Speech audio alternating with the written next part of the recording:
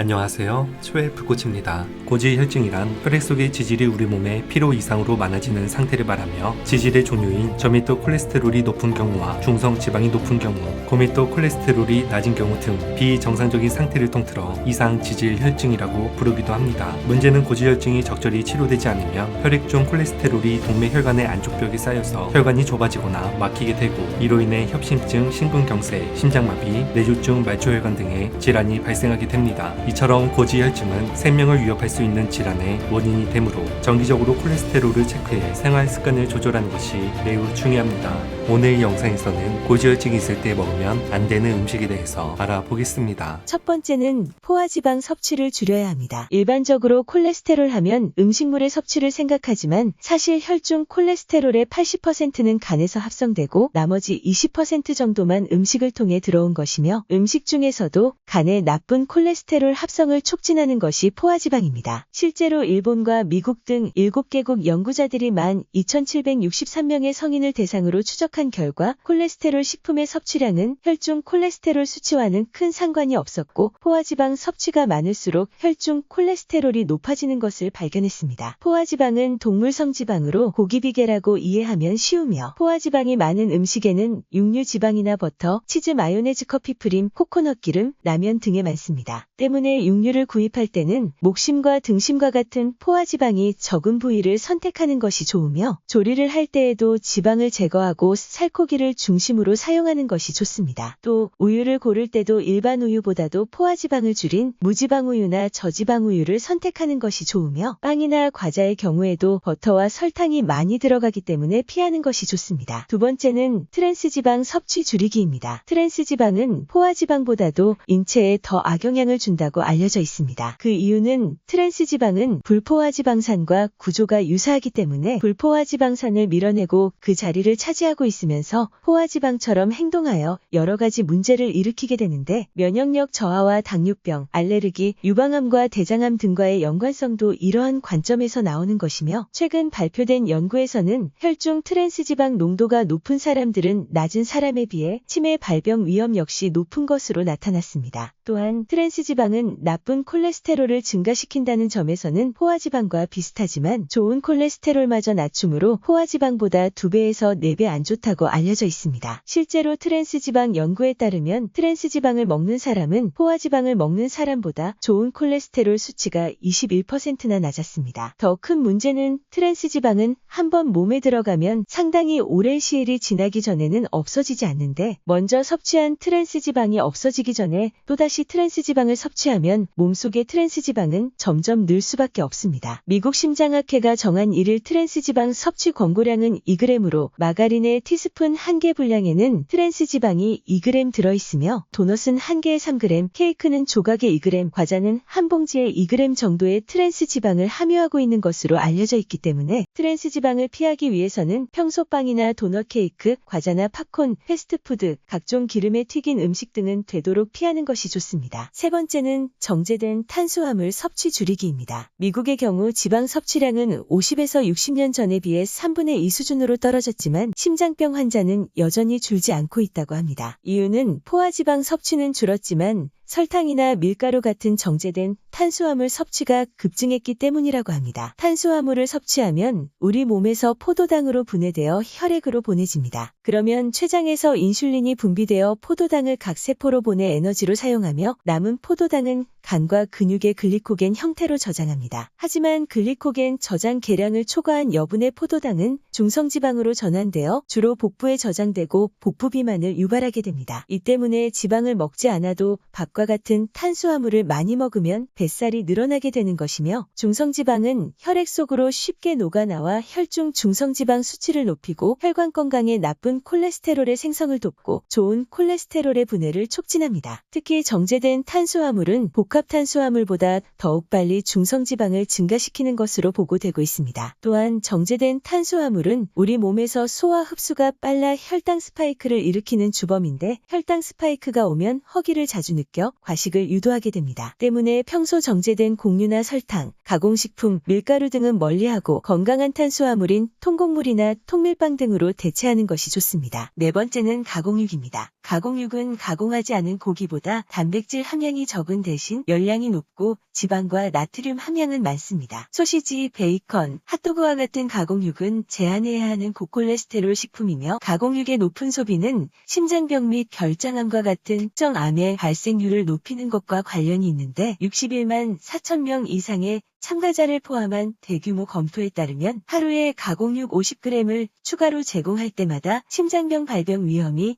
42% 더 높은 것으로 나타났습니다. 가공육류는 부대찌개, 피자, 김밥 등 우리가 먹는 음식에서 아주 흔히 찾아볼 수 있으므로 섭취에 주의해야 합니다. 다섯 번째는 음주와 흡연입니다. 연구에 따르면 비흡연자보다 현재 흡연자의 대사증후군 발생 위험은 1.37배가 높았고 현재 흡연자 중 더 많이 오랜 기간 피울수록 대사증후군 위험이 상승하는 경향도 나타났으며 낮은 HDL 콜레스테롤이 발생할 위험 역시 비흡연자 대비 흡연군이 1.32배 높았습니다. 술은 간에서 지방 합성을 촉진해 고지혈증의 원인이 되고 동맥경화증, 간질환을 일으키며 술과 고칼로리 안주의 과다 섭취 역시 중성지방을 올리는 주요 원인으로 술을 자주 마시는 사람은 일주일만 술을 안 마셔도 중성지방이 낮아질 수 있습니다. 여섯 번째는 커피 가려 마시기입니다. 커피 자체에는 포화지방산과 콜레스테롤이 없지만 커피를 볶는 과정에서 기름 성분인 카페스톨이 생기게 됩니다. 카페스톨은 간에서 콜레스테롤로 전환되어 혈중 콜레스테롤 수치를 높이게 되는데 보통 아메리카노 한 잔에는 4mg의 카페스톨이 들어있으며 이는 콜레스테롤 수치를 약 1% 높일 수 있습니다. 실제로 네덜란드 보건과학연구소에서 성인 남녀를 대상으로 4주간 하루 5잔의 커피를 마시게 한 실험에서는 남자 8%, 여자 10%의 콜레스테롤 수치가 증가한 것으로 나타났습니다. 또 2007년 미국 베일러 의과대학 연구팀 역시 커피의 카페스톨이 나쁜 콜레스테롤 농도를 높인다고 발표했으며 연구진은 카페스톨은 인간이 먹는 음식 중 가장 강력한 콜레스테롤을 상승시키는 물질이라고 결론 내린 바 있습니다. 때문에 고지혈증이 있는 경우 카페스톨 때문에 커피를 마시는데 주의가 필요한데 다행히 카페스톨은 드립 커피처럼 종이 필터를 걸러서 추출하는 커피에서는 대부분 제거되고 찬물로 추출하는 콜드브루 방식도 카페스톨을 거의 제거합니다. 반대로 카페스톨을 가장 많이 함유한 커피는 일반 커피 전문점에서 즐겨 마시는 에스프레소 방식의 커피로 콜레스테롤 수치가 높다면 에스프레소 방식의 커피는 가급적 멀리하고 드립커피나 콜드브루 방식의 커피를 마시는 것이 좋으며 믹스커피는 프림과 설탕 등 합성 첨가물이 들어있기 때문에 콜레스테롤을 높아지게 하므로 믹스커피 또한 가급적 제한하는 것이 좋습니다. 일곱 번째는 유효 현상을 부르는 극단적인 다이어트는 피하기입니다. 다이어트를 했다가 결국 유효 현상 때문에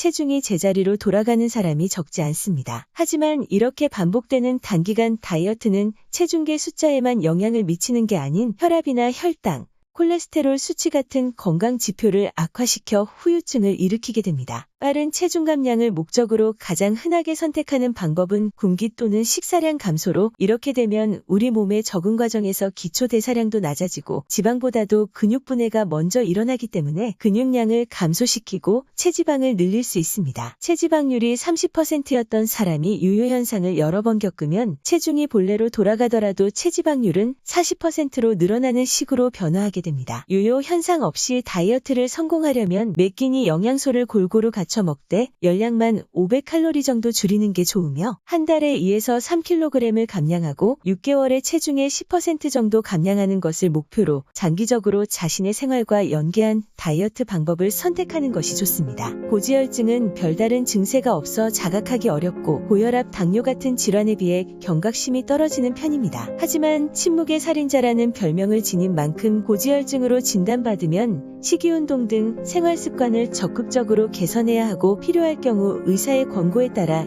약물 치료를 하는 것도 고려해야 합니다. 건강의 차이가 곧 인생의 차이다. 시청해주셔서 감사합니다. 행복한 하루 되시길 바랍니다.